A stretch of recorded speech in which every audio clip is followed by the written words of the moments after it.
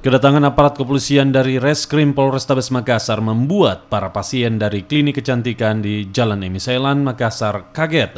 Dari hasil pemeriksaan, petugas diketahui jika klinik kecantikan ini tidak memiliki izin untuk melakukan perawatan kecantikan. Selain itu, para karyawan yang melakukan perawatan tidak memiliki keterampilan dan izin dalam bidang kesehatan kecantikan wajah.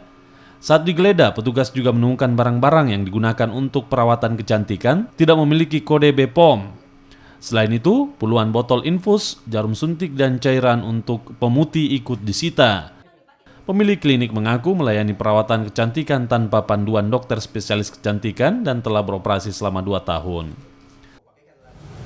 Datangi TKP dan pada saat didatangi TKP sedang beraktivitas memberikan pelayanan medis kepada customer yang mana klinik ini tidak mempunyai izin praktek sebagai klinik kecantikan dan juga para yang mengawakinya juga tidak mempunyai kualifikasi sebagai tenaga medis baik dokter maupun perawat.